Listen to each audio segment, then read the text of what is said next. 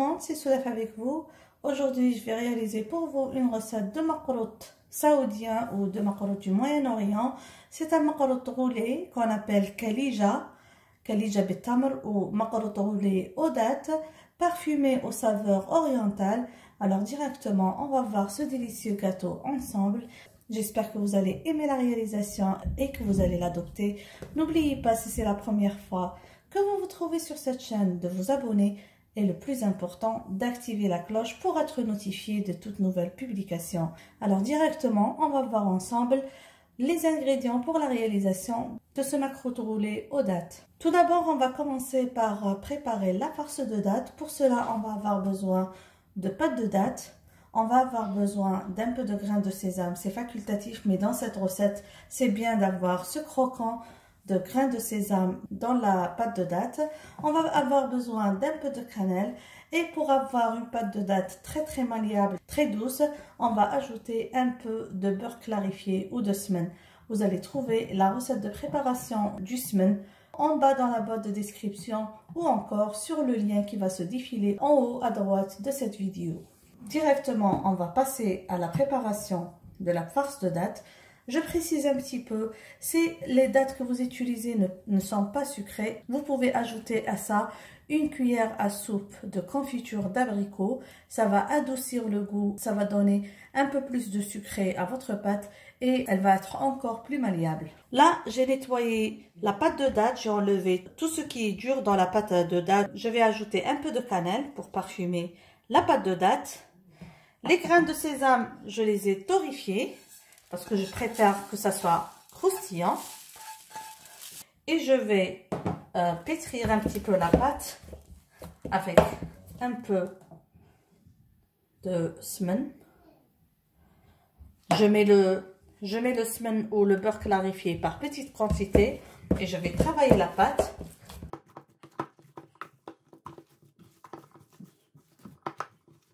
Pour qu'elle soit bien homogène. Et directement après, on va passer à la préparation de la pâte pour macarout. Les quantités, comme je vous ai habitué, vous allez les trouver en bas dans la boîte de description. Là, je vais couvrir la pâte de dattes, la mettre de côté et on va voir ensemble les ingrédients de la pâte. Maintenant, on va passer à la préparation de la pâte. Pour cela, on va avoir besoin de farine, on va avoir besoin de lait, on va avoir besoin d'huile. La recette préconise de l'huile d'olive pour la préparation de la pâte, mais comme je sais que mon mari et mes enfants ne vont pas trop aimer, donc j'ai utilisé de l'huile végétale. Si vous êtes habitué à l'huile d'olive, vous pouvez utiliser l'huile d'olive extra vierge, bien sûr. Ici, un peu de semen ou de beurre clarifié à la température de la pièce. Pour parfumer la pâte, on va avoir besoin d'anis en poudre, de grains de nigel, de cannelle, un peu de sel, de la poudre de grains de fenouil, de levure chimique et ici du sucre. Les ingrédients, vous allez les trouver détaillés en bas dans la boîte de description. On aura aussi besoin de grains de sésame. Les grains de sésame ici, je les ai torréfiés. Alors directement, on passe à la préparation de la pâte. Dans un large récipient, j'ai mis la farine. Je vais ajouter tous les épices et les grains, comme ça, ainsi que les grains de sésame. On va tout bien introduire. Alors pour ma part, j'ai fait pour 500 g de farine. Pour les 500 g de farine, je vais ajouter 125 ml d'huile et 125 ml de beurre clarifié à température de la pièce. Donc je ne l'ai pas fait fondre. Comme ça, je vais introduire l'huile, le semen et je vais bien sabler ce mélange. C'est une pâte très sablée.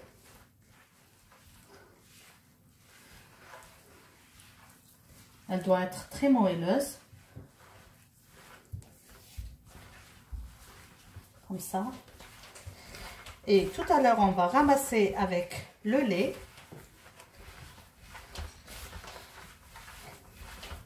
On y va tout doucement avec le lait. Par exemple, moi, j'ai mis 125 ml de lait, mais je vais y aller tout doucement. Alors vous voyez la pâte bien sablée, il faut s'assurer que ce mélange est bien homogène,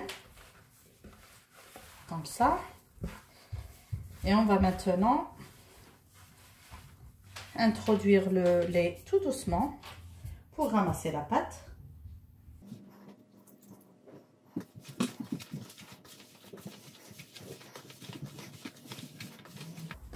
Ça sent trop bon. C'est un gâteau super savoureux, super parfumé.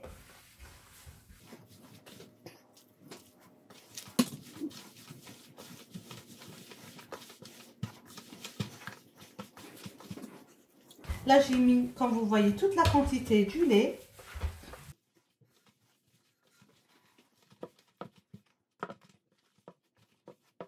Je m'assure que la pâte se ramasse en une boule. Sinon, j'ajoute encore du lait. Parce que comme vous savez, ça va dépendre de la farine. Pour moi, la pâte manque un peu de lait. Vous voyez, ça ne se ramasse pas encore. Donc, juste un peu.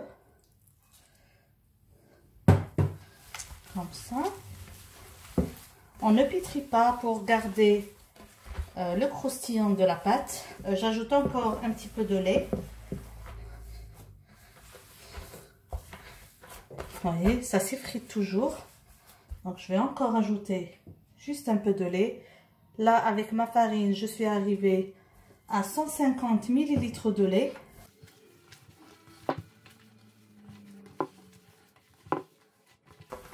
Voilà, là, elle est parfaite. Je la sens une très belle pâte. Je vais laisser reposer quelques minutes et on va passer à la préparation des macarottes. Pour étaler la pâte ou pour étaler les deux pâtes, j'ai préparé, comme vous voyez, 2 feuilles de papier de cuisson. Vous pouvez utiliser du sachet. Alors, qu'est-ce que j'ai fait moi? Comme vous voyez, j'ai préparé 2 rectangles de la même taille, côté largeur, mais l'un des rectangles est plus petit. Celui-là, ça va être pour étaler la pâte de date. Ce que je fais comme ça, je vais le plier sur 2. Vous allez comprendre le principe tout à l'heure. Alors, je les plie tous les deux sur 2.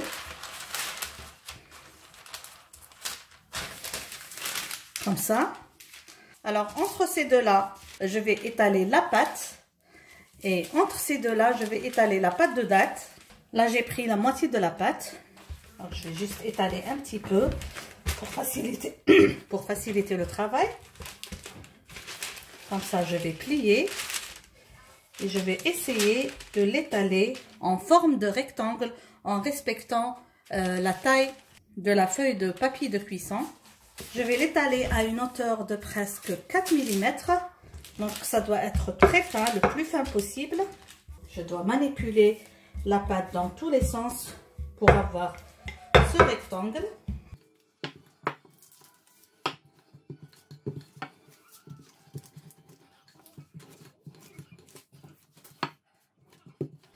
Je m'assure d'avoir un rectangle parfait de 4 mm.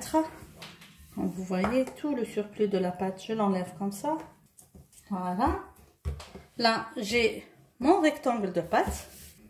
Je mets ça de côté le temps de préparer le rectangle de pâte de date. De la même manière et du même procédé. Alors, je prends la moitié de la pâte jusque ici pour vous assurer que la pâte de date ne va pas coller tout à l'heure sur le papier.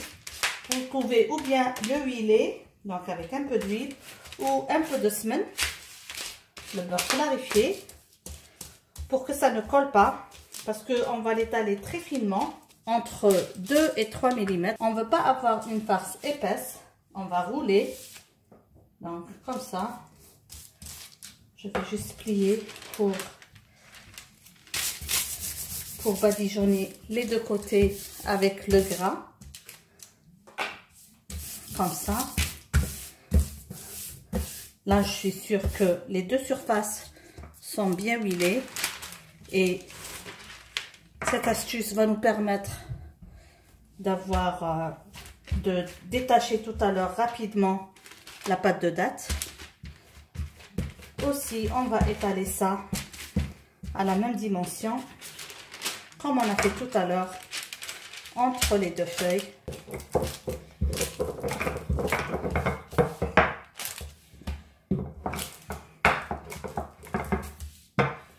S'il y a des endroits comme ça où il n'y a pas de pâte de date, vous pouvez remettre le surplus qui sort par-ci par-là pour avoir un rectangle bien parfait.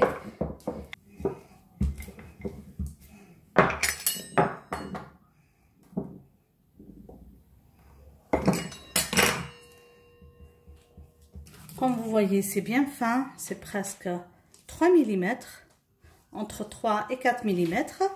On ouvre pour avoir notre beau rectangle. On prend la pâte de date, regardez, ça s'ouvre facilement quand il y a du gras. Et on va la placer. On va placer comme ça sur le second rectangle. Voilà.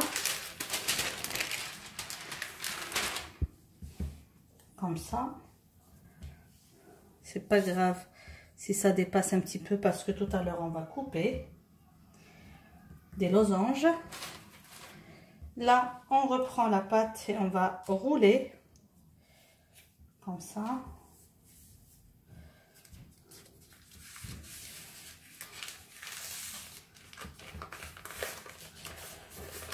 Donc, essayez, lorsque vous étalez les deux pâtes, d'étaler la pâte de date plus finement que la pâte normale.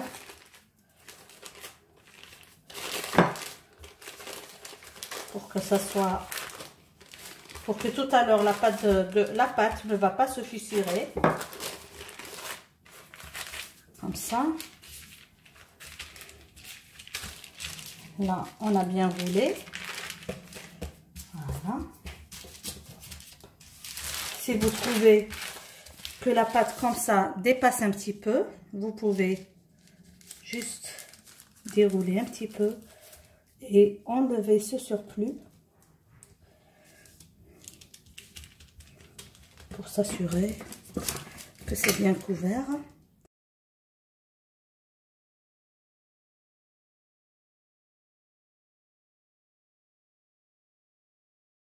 J'enlève tout le surplus. Voilà.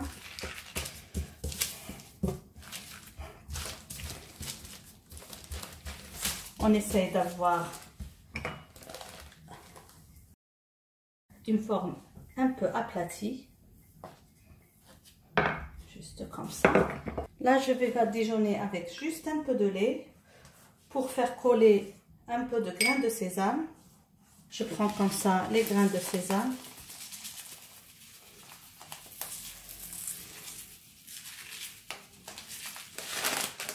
Et on va essayer de rouler la pâte dessus.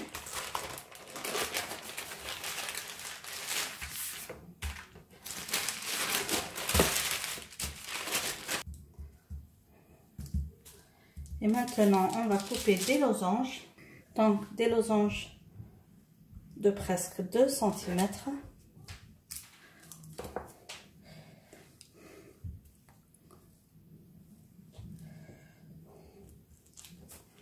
Voilà, je prends ça comme ça pour l'avoir comme modèle. Pour m'assurer d'avoir la même taille des gâteaux. Donc, je continue ainsi jusqu'à épuisement de toute la pâte et de toute la pâte à date. On place les losanges à macroute au fur et à mesure dans un plateau allant au four chemisé de papier de cuisson. Et tout à l'heure, on va passer à la cuisson de ces macroutes à un four préchauffé à 180 degrés, presque 15 minutes. Ça va dépendre de votre four, bien sûr. Il faut toujours surveiller la cuisson.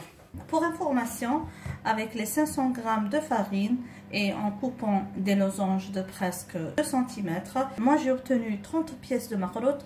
Les gâteaux à la sortie du four, ils ont pris une belle couleur dorée sur le dessus. Si votre four est très chaud, baissez la température à 160 degrés.